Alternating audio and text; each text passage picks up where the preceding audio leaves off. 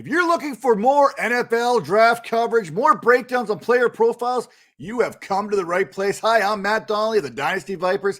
This is Viper Bites, and we are in the middle of draft season, breaking down some of the top NFL prospects ahead of the NFL draft here in 2022. Now, before we get into the tail of the tape of one Chris Olave there of Ohio State, make sure to take a second, rate and review us on Apple, Spotify, Stitcher, whatever podcasting platform you're listening to us on. Make sure to rate and review us 5 stars. Please. Now, if you're watching us on the Vipers Network, hey, take a second, give us a good old-fashioned thumbs up, hit that button right there, subscribe to the Vipers Network, and make sure to get those notifications turned on because there is all kinds of content coming your way. Now, let's get into what you came here for, and that is the tail of the tape for one, Chris Olave there of Ohio State. You want to talk about some great wide receivers. Ohio State has produced them here recently. You've got Chris Olave. You've got Garrett Wilson. You got Jackson Smith, Najigba, they're still in Ohio State.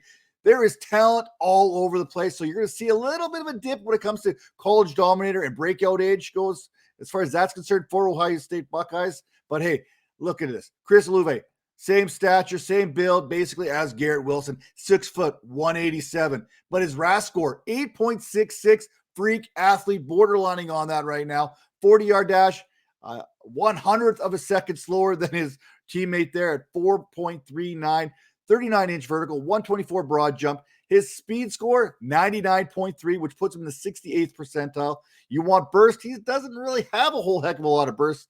If you look at it, his burst score, according to Player Profiler, 116.4, which is in the 25th percentile. College dominator. I mentioned Garrett Wilson.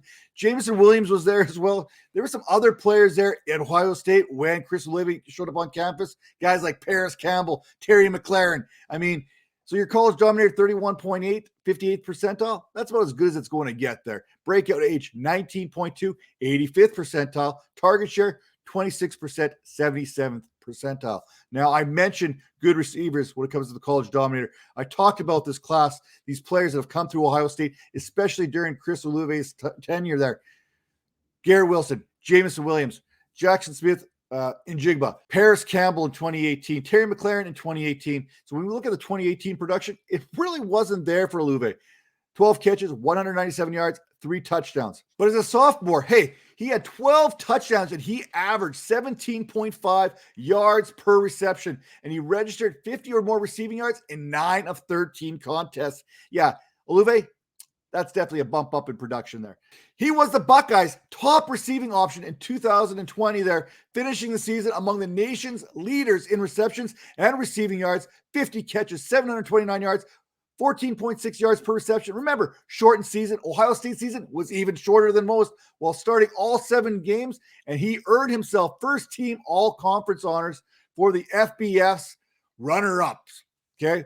His final season, he was named first team all-conference, second team all-American according to the AP, and with 13 touchdowns, he finished with more touchdowns than any other Buckeye receiver ever. Yes, his 35 career touchdowns. That's more than guys like Chris Carter, more than Santonio Holmes, more than David Boston. Yes, you remember David Boston? He had more touchdowns than David Boston did at Ohio State. Now, Olave, he caught 65 passes for 936 yards, 14.4 yards per reception in 12 starts last season for those Buckeyes. Now, let's talk about strengths and weaknesses because when we're trying to figure out which receivers were put above which receivers here in this class, I mean, it's tight. There's very little separating the top 5 receivers, and you can definitely make arguments for each and every one. Now, Olave does an excellent job adjusting his speeds, gearing up, gearing down, and turning it up when the ball is in the air. He can change that speed at all 3 levels.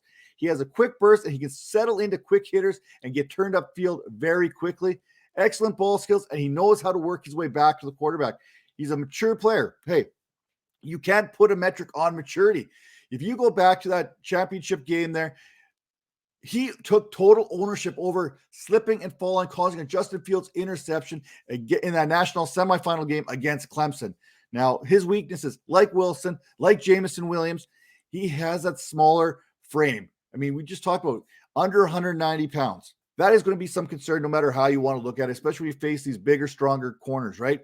It's going to be hard getting off that release, working your way off there and getting it. Now, we know teams, good offensive coordinators will find ways to scheme open good players. It's what they do. That's what they get paid for. So I'm not too terribly concerned here. Now, unlike Wilson, he doesn't exactly possess that elite run after the catch ability.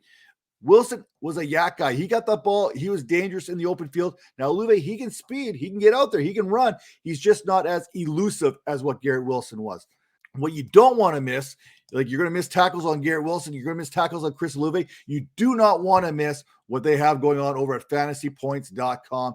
I mean, if you're looking for that one draft magazine, that one prospect magazine right now, get the Fantasy Points 2022 Draft Prospect Guide. I mean, you're getting 200 profiles courtesy of NFL Films Greg Cosell. You're getting words in there from Wes Huber, Graham Barfield, Joe Dolan, Scott Barrett, John Hansen, you name it. You got one of the greatest collaborations of minds in one place here, giving you rookie rankings, mock drafts, Devy rankings, and here you go, strengths, weaknesses, and most importantly, NFL transition abilities of these players, how they see these players in college transitioning to that next level in the National Football League.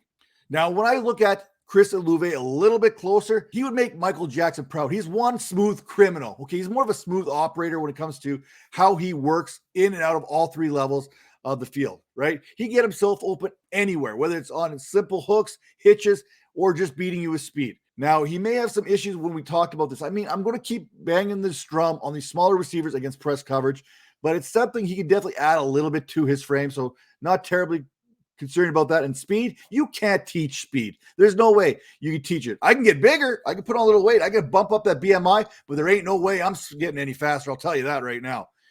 Make sure you get those notifications turned on here on the Vipers Network. Hit that subscribe button so you do not miss any of this content coming, any of these player profiles, any of these prospect profiles that we have dropping almost daily leading up to the NFL draft. And when news breaks, when trades happen, when signings go down, we got you covered here. So make sure to tune in. See you next time.